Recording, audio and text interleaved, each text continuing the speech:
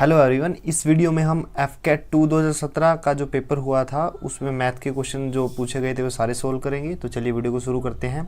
सारा पेपर एफकेट का English language में ही होता है, दूसरा कोई ऑप्शन नहीं होता। ठीक है, तो फर्स्ट क्वेश्चन है, a person distributes his pens among 4 friend. ठीक है, तो एक पर्सन ने 4 फ्रेंड में कुछ पेन को डिस्ट्रीब्यूट किया। ठीक है, और उनका रेशियो क्या दिया हुआ है, ए बी सी और डी। ठीक है, इनका रेशियो क्या है, 1/3, रेशियो 1/4, रेशियो 1/5, रेशियो 1/6।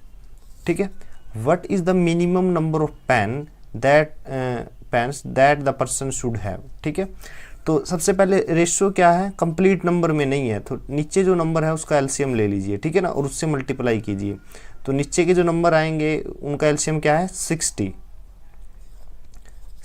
तो मैंने क्या किया, 60 से मल्टीप्लाई किया। तो अब 60 से जैसे ही मल्टीप्लाई करूँगा तो ये 3 से कैंसिल होगा तो 20 आएगा, ये 15, ये 12 और ये क्या आएगा 10। ठीक है, तो ये अब कंप्लीट नंबर आ गए। ठीक है, हमें पूछा है कि मिनिमम पेन की संख्या बताइए, तो जोड़ दीजिए इनको, 35, 45, 55 और 2 57। ठीक है ना, 57 जो है वो हमारा सही आंसर है। Option A is the right answer. Next question है, a sum is lent at simple interest at a certain rate for 4 years. Had it been put at 3% more rate, it would have earned 78 more. Find the sum. देखिए, कुछ पैसे जो है 4 साल के लिए दिए गए सिंपल इंटरेस्ट पे, अगर रेट में 3% का इंक्रीज हो तो 78 रुपीज़ ज़्यादा मिलते हैं सिंपल इंटरेस्ट पे। देखिए, रेट क्या होता है, rate is equal to interest जो ब्याज मिलता है पर 100 पर ईयर। एक साल में 100 रुपये पे कितना ब्याज मिलता है वो रेट होता है। ठीक है, अब रेट क्या है, 3% इंक्रीज हुई है। इसका क्या मतलब है कि इंटरेस्ट में अब 3 की यानी 3 की इंक्रीमेंट हुआ है, इंक्रीज हुआ है 100 रुपये पे। ठीक है, पर ईयरली यानी एक साल में, बट टोटल टाइम कितना है 4 साल, तो 4 से मल्टीप्लाई करेंगे तो 12 रुपये मिले हैं 100 रुपये पे, कितने साल में, 4 ईयर में। ठीक है ना, 4 साल में 100 रुपये पे 12 रुपये ब्याज अधिक मिला है। ठीक है, अब सिंपल है कि 12 रुपये ब्याज मिलता है 100 रुपये पे, 1 रुपये मिलेगा 100/12, और हमें चाहिए क्या, इट वुड हैव अर्न 78 मोर। तो 78 जो ब्याज मिला है वो कितने रुपये पे मिला है, 78 से मल्टीप्लाई करेंगे तो 650 जो रुपीज़ आएगा वो हमारा आंसर है। ये क्या आया, सम। ठीक है ना, शुरू में जो सम मानना था, ठीक है ना, कुछ ना कुछ सम, तो वो क्या है 650। तो option B is the right answer.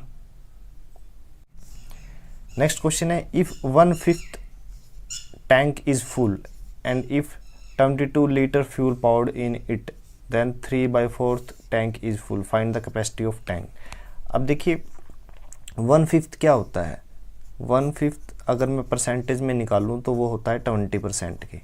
ठीक है ना, तो शुरू में टैंक जो है वो 20% पहले से ही फुल है, मतलब कि फुल है। ठीक है ना, भरा हुआ है। ठीक है, अब उसमें क्या किया मैंने, 22 लीटर जो है फ्यूल डाल दिया। ठीक है ना, डालने से क्या हुआ, वो 3/4 हो गया। 3/4 को परसेंटेज में कन्वर्ट करेंगे तो कितना आएगा, 100 से मल्टीप्लाई यानी 75%। ठीक है, 20% में 22 लीटर ऐड करने पर वो किसके इक्वल आ गया, 75% के। तो इससे क्या हुआ, 20% पहले से ही फुल था, 75% कब हुआ, जब 22 लीटर यानी 22 लीटर फ्यूल ऐड किया गया। तो 22 लीटर जो फ्यूल है उसकी वैल्यू क्या रही, 75 - 20 यानी 55%। ठीक है, 11 से कैंसिल कीजिए, 2 लीटर इज इक्वल टू 5%। ठीक है ना, टैंक की कैपेसिटी 100% पे होएगी तो लेफ्ट हैंड साइड और राइट हैंड साइड को 20 से मल्टीप्लाई कर दीजिए ताकि राइट हैंड साइड में 100% हो जाए। ठीक है, तो 20 से मल्टीप्लाई करेंगे तो लेफ्ट हैंड साइड में 40 लीटर, ठीक है, और राइट हैंड साइड में 100%। तो हमसे ये पूछा था कि find the capacity of tank, तो कैपेसिटी ऑफ टैंक क्या आई 40 लीटर, तो option A is the right answer. Next question है, a train passes a man standing on a platform in 10 seconds and passes the platform in 22 seconds completely. If the platform is 150 meter long, how long is the train? Let it's a platform, ठीक है ना, let us consider it's a platform, और क्या है वो 150 metre long है, ठीक है। यहाँ पे कोई एक व्यक्ति है तो उसको क्या करेगी, एक ट्रेन जो है वो क्रॉस करेगी कितनी सेकंड में 10 सेकंड में, ठीक है। प्लेटफॉर्म की लेंथ 150 मीटर है, ट्रेन 10 सेकंड में इस व्यक्ति को क्रॉस करती है, तो इसका मतलब क्या है 10 सेकंड में वो ट्रेन की लेंथ को क्रॉस करती है, ट्रेन की जो लेंथ है वो क्रॉस करते हैं, क्योंकि आदमी की तो कोई लेंथ नहीं हुई, ठीक है ना। तो जब एक आदमी को क्रॉस किया 10 सेकंड में, तो उसने एक्चुअल में अपनी ही लेंथ को कवर किया, ठीक है ना। 10 सेकंड में ट्रेन की लेंथ कवर होती है, ठीक है। अब क्या बोला गया है, and passes the platform in 22 second, यही ट्रेन इस प्लेटफॉर्म को, पूरे प्लेटफॉर्म, तो अब कोई आदमी नहीं है, पूरे प्लेटफॉर्म को 22 सेकंड में वो क्या करती है, क्रॉस करती है। अब देखिए खुद की लेंथ को कवर करने में तो उसको 10 सेकंड लगे, तो इसका मतलब प्लेटफॉर्म को पूरा मतलब कि पास करने में उसको 12 सेकंड लगेंगे, ठीक है। तो ट्रेन को 12 सेकंड लगे, लेंथ कितनी है 150 मीटर, 12 सेकंड लगे 150 मीटर की दूरी तय करने में, ठीक है। तो काट दीजिए 3 पे, 3 चौक 12 सेकंड, तो यहाँ पे 50 मीटर, 2 से फिर से cancel, 2 second that is equal to 25 metre. तो 2 सेकंड लगे 25 मीटर को कवर करने में, ठीक है ना। तो 10 सेकंड हमसे पूछा है कि how long is the train, train की लेंथ कितनी है, ट्रेन की लेंथ 10 सेकंड में जितना कवर होगा वही लेंथ होगी।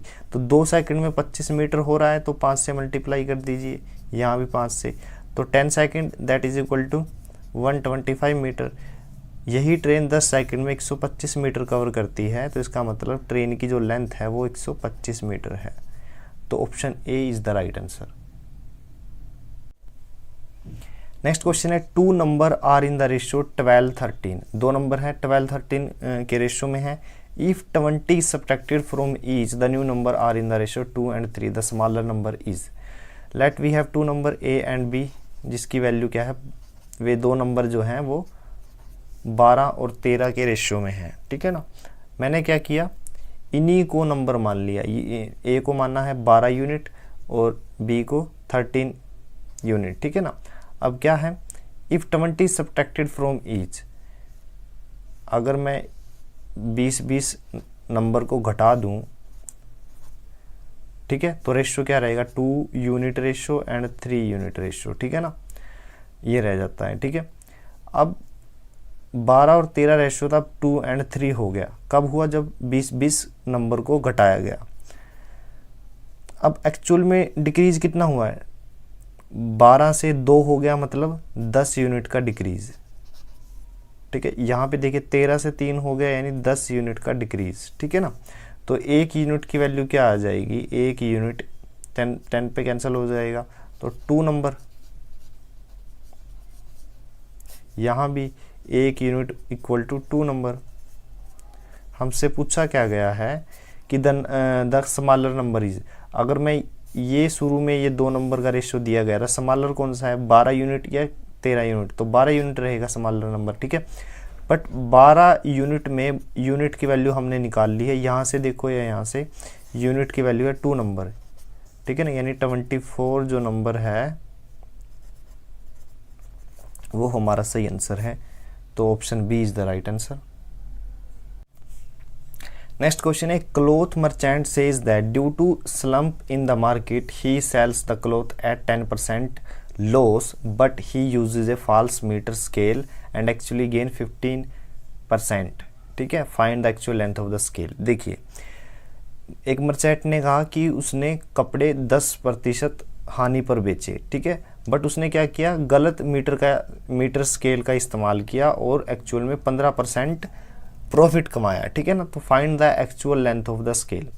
अब 10% लॉस का मीनिंग क्या है? 10% लॉस, अगर मैं कहूँ कि 100 प्राइस था तो 10% का मतलब कि 90 रुपये में उसने वो क्लॉथ बेचा, तब कितना यूज़ किया? 100% स्केल, ठीक है। But he uses a false metre scale, जिसकी वजह से उसे 15% गेन हुआ। तो 15% गेन का मतलब क्या है? 115, यानी 15% का लाभ 100 रुपये पे। तो सेलिंग प्राइस क्या हो गया? 115, ठीक है। ये किसके इक्वल रहेगा? 115 जब उसने फॉल्स स्केल यूज़ किया, ठीक है। 90 पे ट्रू और 115 क्योंकि ये गेन हुआ है तो इस पे फॉल्स। तो we have to calculate false. 90 into 100 divide में 115, ठीक है। तो आंसर आएगा 78.25 सेंटीमीटर। ये जो फॉर्मूला है ये फॉर्मूला ही है, ठीक है ना। इस टाइप के क्वेश्चन में ऐसे ही इसको यूज़ करते हैं। तो ऑप्शन जो ए है वो सही आंसर है। नेक्स्ट क्वेश्चन है, a man spend 1/3 of his income on food. Food के ऊपर 1/3 यूज खर्च करता है, 1/4 of the rest on rent and 1/5 of the rest on clothes. He still has 1760 rupees left with him, find his income. तो 1/3 है शुरू में, ठीक है, फिर 1/4 है और 1/5 है, ठीक है ना।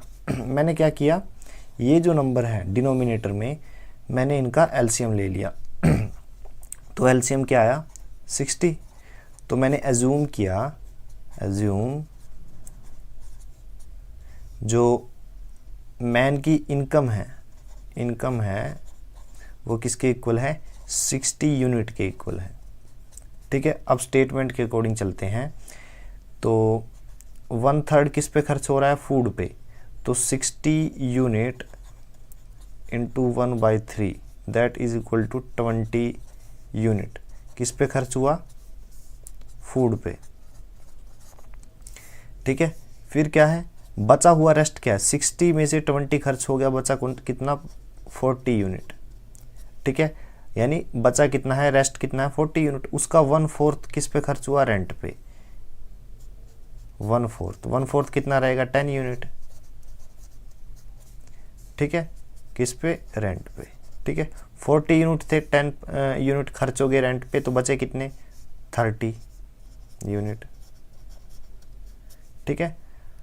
इसका 1/5 क्लॉथ पे यानी कपड़ों पे खर्च हुआ, 1/5 कितना होगा? 6 यूनिट क्लॉथ्स पे, ठीक है। अब बचा हुआ कितना है?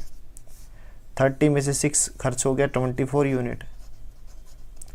24 यूनिट जो बचा है वो किसके इक्विवेलेंट है? ही स्टिल हैज़ 1760 यानी 1760 रुपीज़ लेफ्ट विद हिम। यानी 24 यूनिट तो यहाँ हमने जिस तरह से माने हैं उसके हिसाब से बचे हैं, बट एक्चुअल में 1760 रुपये बचे हैं, ठीक है। तो एक यूनिट की वैल्यू क्या आएगी? 1 unit is equal to 1760 divide में 24, ठीक है। हमें निकालना, ये रुपए हैं, हमें एक यूनिट की वैल्यू पता चल गई, बट एक्चुअल में हमने इनकम कितनी मानी थी? 60 यूनिट, ठीक है ना। तो टोटल इनकम कैसे निकालेंगे? वही पूछी है, 1760 डिवाइड में 24 इंटू 60, ठीक है। सोल्व करके आएगा 4400 रुपीज़। तो option A is the right answer. Next question है, a shopkeeper sell a watch for 575 rupees and makes a profit of 15%. He sell a different watch at a loss of 10%. Overall, he neither gain nor loss. What is the cost price of second watch? देखिए, shopkeeper ने first watch कितने पे बेची? 575, ठीक है, यानी 575 रुपये में, ठीक है। और उस पर कितना प्रॉफिट हुआ? 15% का, ठीक है ना। तो हमें इसका कॉस्ट प्राइस निकालना है कि उस वॉच का कॉस्ट प्राइस क्या था। अब देखिए 15% प्रॉफिट का मतलब है 15 रुपये का लाभ 100 रुपये पे, ठीक है। तो उसको बेचा कितने पे था? दोनों का ऐड कीजिए 115 रुपये में, ठीक है। तो 115 रुपये में बेचा, बट एक्चुअल में कितने में बेचा है, 575 में। कैंसिल कीजिए, 1 unit is equal to 5, 1 unit 5 के इक्वल है, तो 100 यूनिट किसके इक्वल आएगा, 500 के। तो मतलब जो वॉच बेची है, ठीक है ना, 575 में, तो उसका कॉस्ट प्राइस कितना आ गया, 500, ठीक है। तो 15% का मतलब क्या हुआ, 75 का प्रॉफिट, 75 रुपीज़ का प्रॉफिट, ठीक है। अब सेकंड वॉच की बात करते हैं। सेकंड वॉच है जिसका कॉस्ट प्राइस हमें नहीं पता और ना ही सेलिंग प्राइस, बट ये पता है कि उसको 10% लॉस पे बेचा गया है, 10% loss. Overall he neither gain NOR loss, what is cost price of the second watch, ठीक है। तो 10% लॉस पे बेचा गया है। जैसे ही 10% लॉस पे बेचा गया, ना तो प्रॉफिट हुआ ना लॉस हुआ, मतलब यहाँ से जो प्रॉफिट कमाया था वो यहाँ चला गया। तो सेकंड वॉच का 10% इज इक्वल टू 75, ठीक है ना, यानी 75। तो 100% क्या रहेगा, 100% रहेगा 750, ठीक है। तो मतलब सेकंड जो वॉच है इसका जो कॉस्ट प्राइस है 750 है, क्योंकि जो प्रॉफिट और लॉस कॉस्ट प्राइस पे होते हैं, ठीक है ना। तो 75 का 10%, 750 का 10% कितना रहेगा, 75।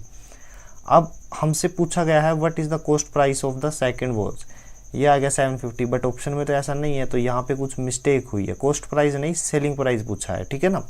तो सेलिंग प्राइस क्या रहेगा, 10% लॉस का मतलब 75 का लॉस। तो 750 में से 75 सब्ट्रैक्ट कीजिए, तो 675, ये क्या आ गया हमारा सेलिंग प्राइस। अब वेरीफाई भी कर लेते हैं।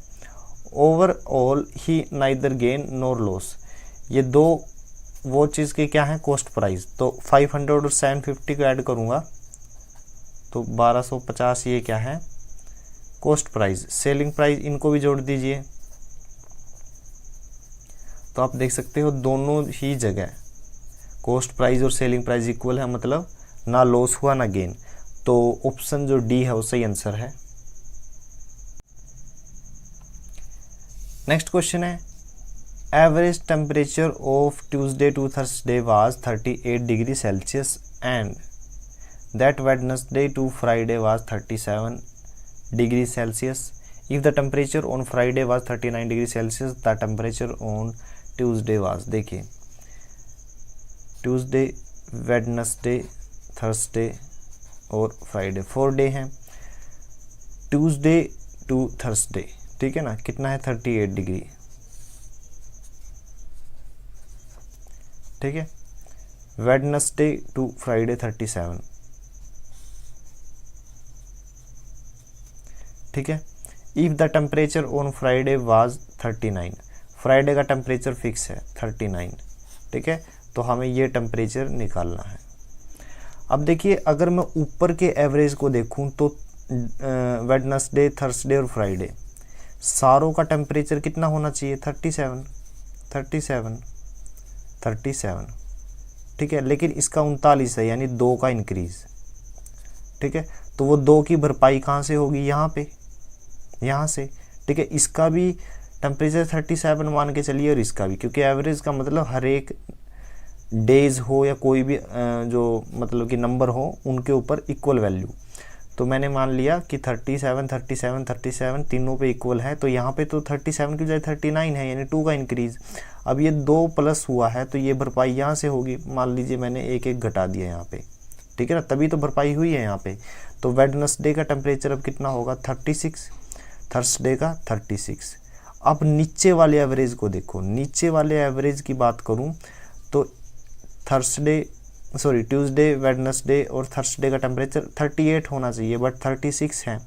तो दो यहाँ से बचा डिग्री और 2 डिग्री यहाँ से बचा, क्योंकि 38 होना चाहिए था, 36 है, 2 डिग्री यहाँ से बच गया। ट्यूसडे का एवरेज के अकॉर्डिंग 38 होना चाहिए, बट जो ये 2 और 2 यानी 4 डिग्री बचा हुआ है वो यहाँ पे शिफ्ट हो जाएगा, तो 4 डिग्री यहाँ पे ऐड हो गया, यानी 42 डिग्री जो सेल्सियस है वो ट्यूसडे का टेम्परेचर होगा। तो option C is the right answer. Next question है, average weight of 15 students increase by 1.5 kg when 1 person of 40 kg is replaced by a new man, then weight of the new man is, देखिए 15 average का मतलब अगर मैं बात करूं 15 student की, तो एवरेज का मतलब है हर एक स्टूडेंट पे एवरेज की वैल्यू, ठीक है ना। तो एवरेज तो कितना है, कितना इंक्रीज हो 1.5, यानी एक स्टूडेंट पे 1.5 kg इंक्रीज हो गया। तो स्टूडेंट कितने हैं 15, ठीक है। तो 15 into 1.5 that is equal to 22.5 kg increase हुआ है, 22.5 किलो जो है इंक्रीज हो गया, ठीक है। और किसको रिप्लेस किया गया है, when 1 person of 40 kg is replace by new man, यानी एक 40 किलो का स्टूडेंट था इन्हीं में 40 kg का, उसको रिप्लेस कर दिया, इसको बाहर किया और एक नए को रखा। तो जो नया आया है उसमें 40 किलो तो वजन था ही, लेकिन कुछ एक्स्ट्रा वजन था जिसने बाकी के 15 स्टूडेंट, मतलब टोटल 15 स्टूडेंट थे, सबका 1.5 kg बढ़ा दिया, ठीक है ना। तो उसका मतलब ये कितना बड़ा है 22.5, टोटल करोगे तो 62.5 kg उसका वेट आ गया, ठीक है ना। तो 22.5 kg उसका ज़्यादा था 40 से, ठीक है ना। टोटल कितना आया 62.5 kg। तो option A is the right answer. Next question है, if a number exceeds 40% of itself by 56 then what is the number. देखिए कोई नंबर है, let that number is x.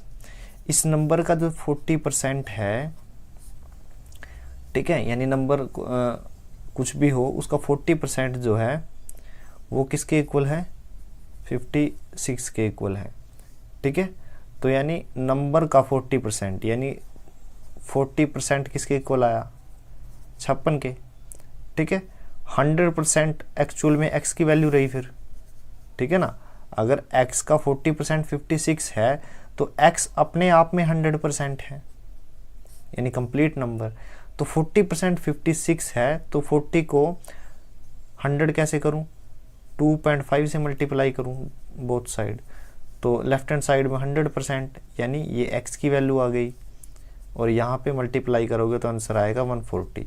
तो हमसे पूछा था तो x की वैल्यू क्या है, तो आंसर आएगा 140। Option D is the right answer. Next question है, A and B together can complete a piece of work in 12 days. तो सेंटर में तो टोटल वर्क आएगा, ठीक है, लेफ्ट हैंड साइड में unit work, right hand side में total time, ठीक है। तो ए और बी काम करते हैं कितने दिन में, 12 दिन में, टोटल टाइम कितना है 12 डेज। बी एंड सी काम करते हैं 15 दिन में, ठीक है। ए और सी काम करते हैं 20 दिन में, ठीक है। तो टोटल वर्क क्या रहेगा, एलसीएम ले लीजिए 60 आएगा, ठीक है। तो टोटल वर्क 60 यूनिट है, 60 यूनिट, ठीक है।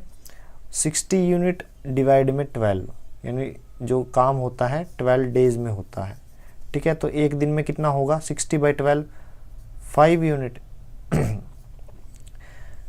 60/15 4 यूनिट बी प्लस सी, और ए प्लस सी कितना करेंगे एक दिन में काम 60/23, ठीक है ना।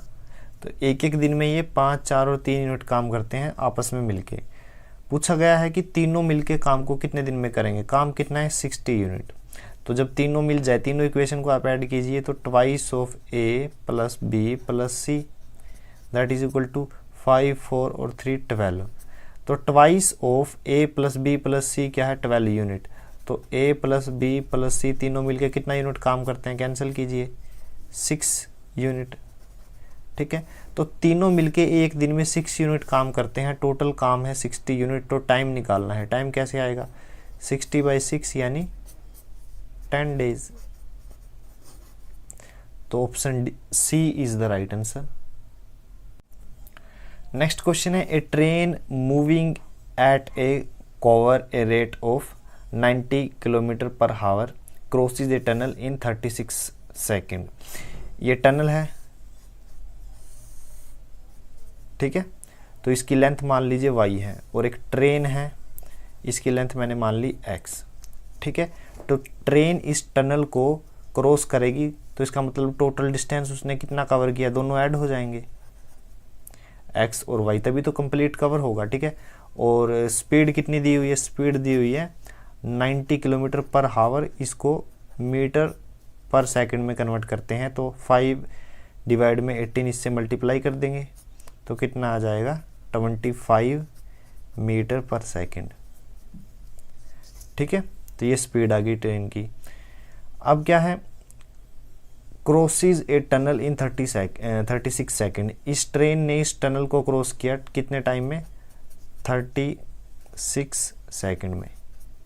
ठीक है, तो हम डिस्टेंस निकाल सकते हैं। डिस्टेंस क्या होता है, x plus Y speed into time, यानी 25 into 36 is equal to 900 metre. ठीक है, तो ट्रेन और टनल की लेंथ कितनी है, 900 मीटर। अब क्या है, other train which is 100 metre shorter moving at a coverage rate of 45 kilometre per hour. यही टनल है, लेंथ कितनी है y। एक दूसरी ट्रेन है, वो क्या है, इस ट्रेन से 100 मीटर छोटी है, इस तरह से। ठीक है, उसके लिए भी सेम फॉर्मूला, डिस्टेंस सारा कवर करना पड़ेगा। डिस्टेंस कितना हो गया, x माइनस 100 प्लस y, ये टोटल डिस्टेंस हो गया। स्पीड का फॉर्मूला क्या होता है, distance upon time. Distance as it is, time कितना है ये हमें निकालना है, that is equal to speed. Speed कितनी है, 45 किलोमीटर पर हावर है। इसको मीटर पर सेकंड में कैसे कन्वर्ट करेंगे, 5/18 से क्या करेंगे, मल्टीप्लाई। ठीक है, अब हमें टाइम की वैल्यू निकालनी। देखिए x प्लस वाई की वैल्यू कितनी है, x प्लस वाई की वैल्यू है, ऊपर से देखिए यहाँ से 900, तो 900 माइनस 100 कितना हो गया, 800, यानी 800 तो ये हुआ। टाइम को राइट हैंड साइड में लेके जाइए, इसको डिवाइड में लेके आइए, तो कितना हो गया 45 इंटू 5 और 18 ऊपर चला जाएगा, तो ये आ गया टाइम। ठीक है, जो कटता है काट दीजिए, 9 पे कैंसिल कीजिए, 2 5। ठीक है, कैंसिल करेंगे 32, यानी टोटल क्या आ जाएगा 64 सेकेंड। तो option B is the right answer. Next question है, A is thrice as efficient as workman as B. ठीक है, ए जो है 3 गुना ज़्यादा एफिशिएंट है बी से, तो सेंटर में तो टोटल वर्क लिखते हैं, लेफ्ट हैंड साइड में unit work, right hand side में टोटल टाइम। तो यहाँ पे ए और बी, ए जो है बी से 3 गुना ज़्यादा एफिशिएंट है। अगर ए 1 यूनिट काम करता है एक दिन में, बी 1 यूनिट काम करता है तो ए 3 यूनिट काम करेगा। अब टोटल वर्क क्या होता है, दोनों का एलसीएम, तो मैंने ले लिया एलसीएम दोनों का 3 यूनिट टोटल वर्क था। एक दिन में 3 यूनिट काम करता है तो वो सारा काम एक ही दिन में ख़त्म कर देगा। बी कितने दिन में करेगा, 3 दिन में, क्योंकि वो एक दिन में 1 यूनिट काम करता है। तो ए ने बी के कंपैरिजन में कितने दिन पहले काम किया, 2 यूनिट। ठीक है, बट एक्चुअल में ये कितना दिया हुआ है, therefore it is able to finish a work in 40 days less than B to complete a work. तो एक्चुअल में दिया हुआ है ये 40 दिन। ठीक है ना, तो 1 यूनिट किसके इक्वल आ गया, 20 डेज के। हमसे पूछा गया है कि working together they can do it in, अगर दोनों मिलके काम करें, दोनों मिलके काम करेंगे तो एक दिन में काम कितना होगा, 3 और 1 4 यूनिट। एक्चुअल में करना कितना है, 3 यूनिट। तो टाइम क्या होता है, टोटल वर्क डिवाइड में यूनिट वर्क। ठीक है, ये आ गया यूनिट में, but 1 unit is equal to 20 days, तो इसको 20 से मल्टीप्लाई करेंगे तो आंसर डेज में आएगा, यानी दिनों में। 4 से कैंसिल, 5 इंटू 3 15 डेज। तो option A is the right answer. Next question है, the ratio of number of boys and girl in a school is 3:2, यानी ये बॉयज़ हैं और ये गर्ल्स हैं। ठीक है ना, रेशियो क्या है, 3:2। Let total student is equal to 100। ठीक है, तो बॉयज़ कितने आए, 1 यूनिट की वैल्यू क्या आएगी, 20, क्योंकि 3 into 2 5 unit is equal to 100, 1 unit is equal to 20। तो बॉयज़ कितने आ जाएंगे, 60, और गर्ल्स कितने आएंगी, 40। ठीक है ना, यही है। अब आगे क्या पूछा है, if 20% of boys and 30% of girls are scholarship holder. तो ये बॉयज़ 60 थे, ठीक है, ये कब है, जब मैंने 100 माना है टोटल, तो इसका 20%, यानी 12 स्टूडेंट क्या है, स्कॉलरशिप होल्डर हैं। और गर्ल्स की बात करूं 30%, तो 40 का 30% कितना होता है, 12, ये क्या है, स्कॉलरशिप होल्डर। तो टोटल कितने स्टूडेंट हैं जो स्कॉलरशिप होल्डर है, 12 × 12 24, ठीक है। हमसे पूछा गया है the percentage of the student who are not scholarship holder. तो टोटल स्टूडेंट कितने माने, 100, 24 को स्कॉलरशिप मिली है, तो कितने ऐसे हैं जिनको नहीं मिली, 76 को, ठीक है। इसको परसेंटेज में निकालेंगे कैसे, तो 76 स्टूडेंट को स्कॉलरशिप नहीं मिली 100 में से, और परसेंटेज के लिए 100 से मल्टीप्लाई, 100 से 100 कैंसिल, 76%। तो option D is the right answer. Next question है, a man whose speed is 4.5 kilometre per hour in still water rose to a certain upstream point and back to the starting point in a river which flow at 1.5 kilometre per hour, find his average speed for the total journey. तो let it's a river, और water जो flow कर रहा है left to right flow कर रहा है, ठीक है ना, उसकी स्पीड कितनी है, 1.5 किलोमीटर पर हावर, ठीक है। और एक आदमी है, ठीक है ना, अगर वो इस फ्लो के ऑपोजिट उसकी स्पीड लेते हैं, मतलब वो मूव करता है, तो इसको बोलेंगे अपस्ट्रीम।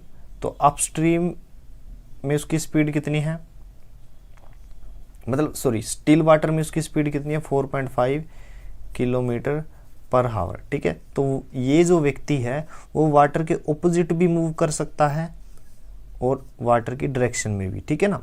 तो जब ऑपोजिट चलेगा तो इसको बोलते हैं अपस्ट्रीम, ठीक है। अब यहाँ पे स्पीड कितनी है अपस्ट्रीम में, जब इसके वाटर के फ्लो के ऑपोजिट चलेगा तो वाटर का जो फ्लो है इसको रजिस्ट करेगा, तो ओवरऑल क्या होगा, 4.5 माइनस 1.5 यानी 3 किलोमीटर पर हावर, ठीक है। अब बात आती है डाउन स्ट्रीम की। अब व्यक्ति अगर वाटर के फ्लो में बहेगा तो वाटर जो है उस मैन के ऊपर, आदमी के ऊपर क्या करेगा, प्रेशर एक्सर्ट करेगा और वो और तेजी से मूव करेगा। तो यहाँ पे उसकी स्पीड कितनी रहेगी डाउन स्ट्रीम में, डाउन स्ट्रीम में क्या स्पीड रहेगी, ऐड कर दीजिए दोनों, 6 किलोमीटर पर हावर, ठीक है। तो अब एवरेज कैसे निकालेंगे, एवरेज स्पीड कैसे निकालेंगे, total distance by total time, ठीक है। अब दोनों में से कोई एक आप स्पीड ले लीजिए। ये स्पीड क्या है, 3 किलोमीटर पर हावर, यानी अपस्ट्रीम में, अपस्ट्रीम मतलब यहाँ से मैं इस डायरेक्शन में गया ए पॉइंट से बी में, ठीक है। तो जब ए से बी में गया, मान लीजिए मैंने 1 घंटा इस डायरेक्शन में मूव किया, तो कितनी लेंथ आई टोटल, 3 किलोमीटर, ठीक है। और टाइम कितना लगा, 1 आवर। अब मुझे बी से ए तक आना है, तब डिस्टेंस तो सेम रहेगी 3 किलोमीटर, बट टाइम कितना लगेगा, वापिस आते वक्त देखिए डाउन स्ट्रीम में टाइम कितना लगना चाहिए, 6 किलोमीटर की दूरी 1 घंटे में तय करता है, तो 3 किलोमीटर की दूरी हाफ आवर में तय करेगा। तो स्पीड कैसे निकालोगे, टोटल डिस्टेंस कितनी हुई, 3 किलोमीटर, और 3 किलोमीटर 6 किलोमीटर, डिवाइड में टोटल टाइम 1.5 यानी 3/2, 2 ऊपर चला जाएगा, कैंसिल आउट कीजिए, एवरेज स्पीड आ गई 4 किलोमीटर पर हावर। तो option B is the right answer.